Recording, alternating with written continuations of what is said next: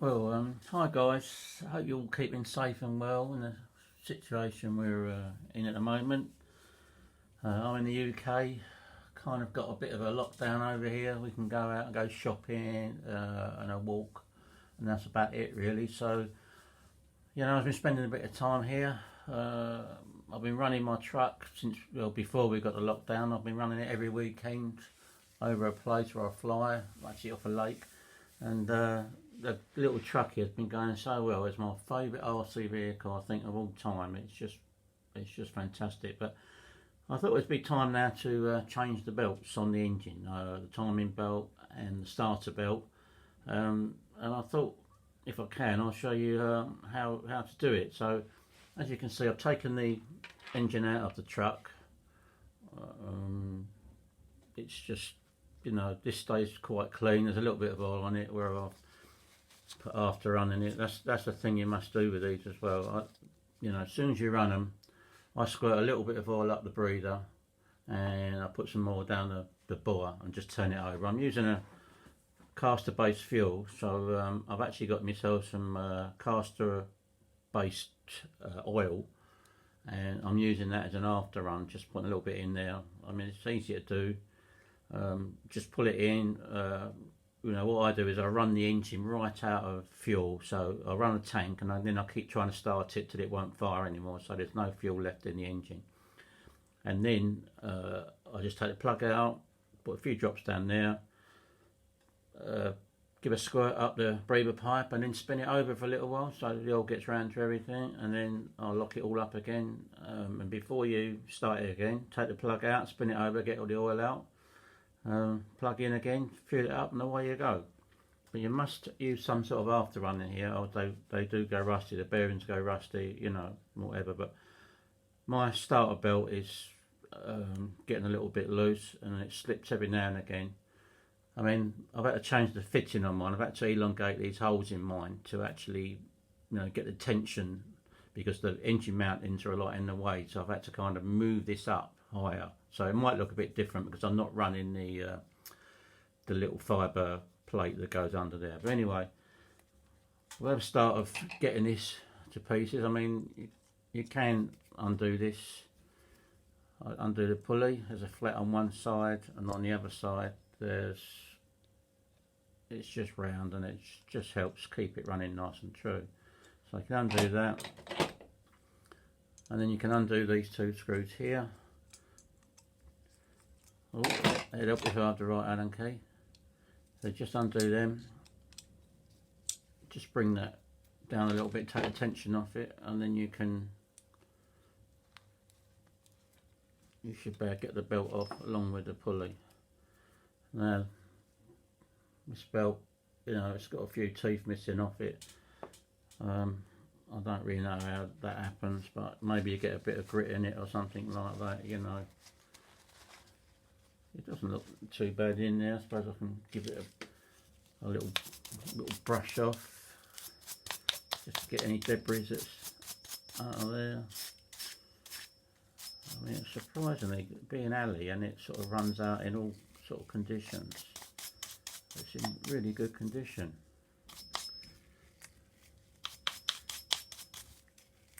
Right, so whatever was in there, it's quite okay.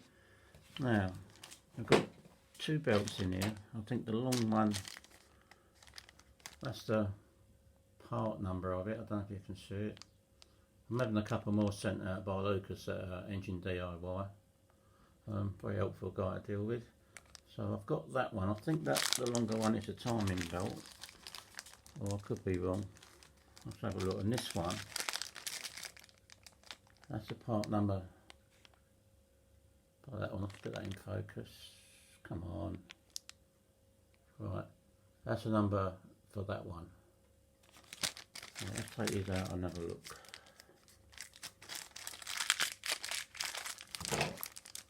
My fingers are not working too well.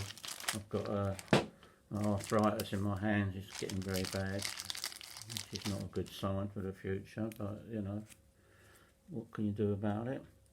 And I believe this one, yes, so this one is the starter belt, so the smaller one is the starter belt and the longer one is the cam.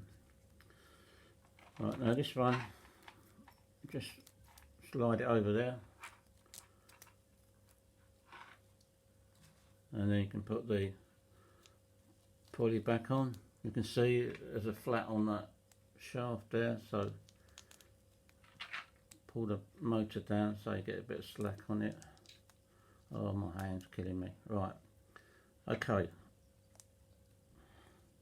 let's see if I can get that on. Right,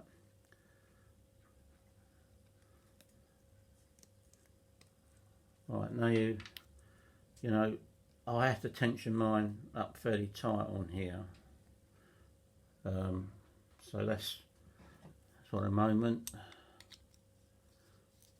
So I'm just nipping them up just for the video. So that's, you know, you want to do them fairly tight. Be careful because they're only short and they're only going in alley, so you know, that could be a problem. But you kind of got to get this motor fairly straight, because if you don't, the belt wants to run off one way or the other. That looks okay to me. I'll just nip the two little Allen screws up. So remember, you've got one on the other side. Just make sure it's on them flats. Right, so that's that one changed. I've got a nice tension. I don't want it mega tight, but they have to be fairly tight. You know, this one's not so bad because the engine don't really leak any oil, but some get really oily. I think it doesn't do the the belt any good. Excuse me. Right, now there's a little bit more in the front one to do. Get some of this oil in it. This will be after on. I'll put in it. I'll put it on my hands. Right. Okay. Now the timing one is a little bit more involved, but not really once you've done it a few times. Now they tell you to time it up with the piston at the top dead centre and the two dots. I don't know if you can see the dot. There's one down there, and there's one up on the top there, on the top pulley. Now you can see they're both in line, so you've got one there and you've got one down the bottom here, so these are kind of in line, if you like, sort of like that. Alright, now I've also, you can always check as well, the piston should be at top dead centre, which I can see it is.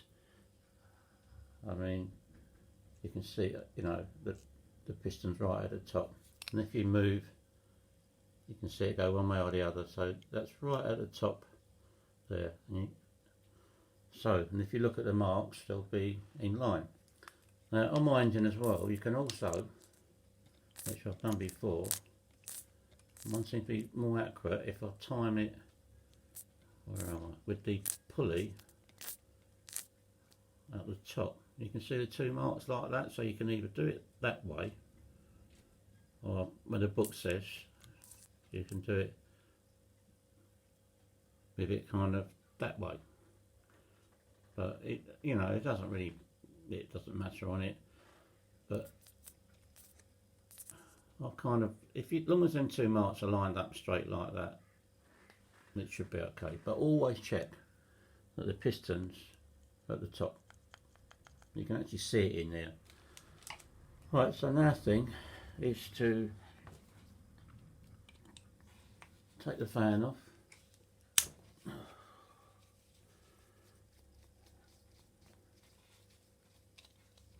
Right, put the fan down out of the way, and here you have, so I'm keeping that there, and I'm keeping the crankshaft sort of in line like that. Now let's get the belt out of the package. So this is the, upside down. Yeah, so this is the part number for the cam belt. You know what they call it, timing belt, whatever you want to call that. I'm just going to double tighten this bag. Right, and here we go. So what I do is hook it over these like that. Try and keep the marks. What you got to remember is when you, this is like the tension if you like, or fan. Once you put that on, you can see like it all tends to move. So what you can do is I just leave the fan loose, keep that on top, and then you can turn the crankshaft, keep putting the fan back to where its position is, and you can see that it's moved. So turn that around so your cam light up. We're getting nearer, and that's almost there, I would say. So let's just nip the fan up. I mean, this fan really acts like the tensioner.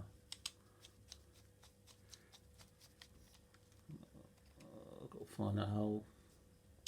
Oh, there it is. Right. Make sure we don't cross thread that. Right. Now you can see we've got the mark at the top. Let's get this fan out of the way. We've got the mark at the top there, and the crankshaft mark is in line at the bottom. So you've got kind of both in the top. Now if I turn this right round, it should be the same underneath. So I think we could be one tooth out there. I'm not sure. I think we could be just slightly out. So I might just loosen that off again, and we'll go round again. I'll just check it again at the top. Yeah, it could be. Piston at the top. Yes. Right, so we'll go on. We'll take this out again.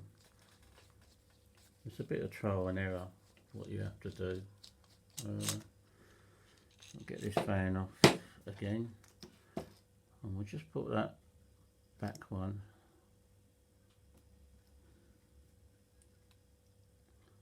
and we'll try that again. I'm still sort of out slightly, so we want to go around one more.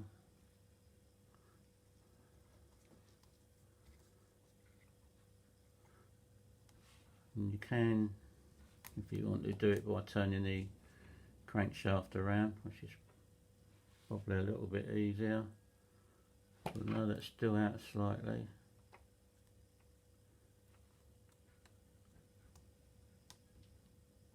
What have we got? I think I'm moving the flywheel on the back of the engine. Well, let's go try this again. I've got to come around a bit more.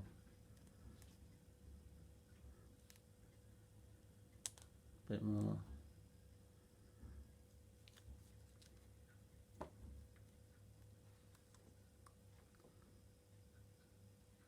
Well, I think that's it. Let's just see if I can get the fan on.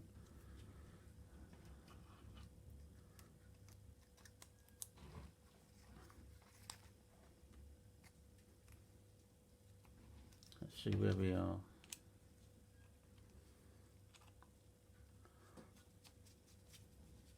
I'll just put it in loosely.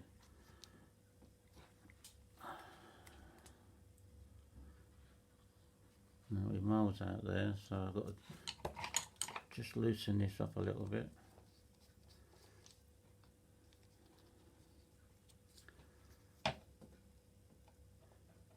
Turn this one round to there. Right, I've got that. Oops, I didn't want to drop that.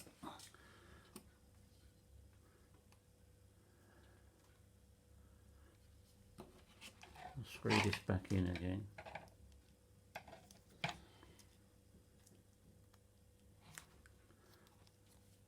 You know, I'll normally do this in 5 minutes, but obviously, oh, and I've not put the belt behind it. Let's try that again.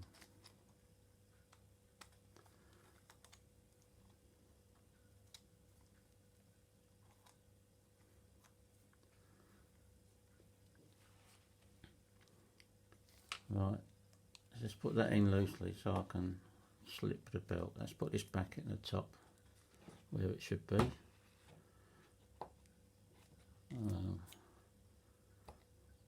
Right, so I'm just gonna undo this very slightly. Try not to drop it this time. Okay. Right, now we put the cam round to the top, which is there. Now then, is that looking better? I think we need to go one more tooth, so let's just hope I can get that on there. So you got to just let that tension off that belt. Okay.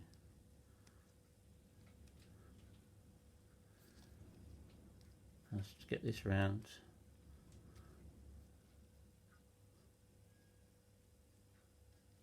Still not in the right place. Another tooth. Just see if I can slip this around a little bit there.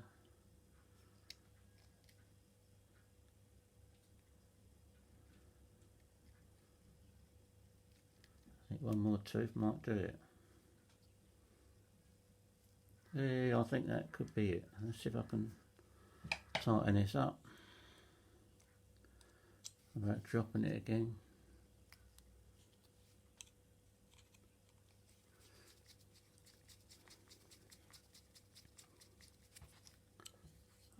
Okay, that's perfectly in line. Now, I know it takes a bit of time, but sometimes it goes okay straight away.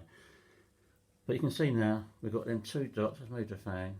We've got one dot at the top, another one, and they're perfectly in line. So if you use the hold like this driver in there, you can see they're perfectly in line. Well, let's tighten this fan up on there.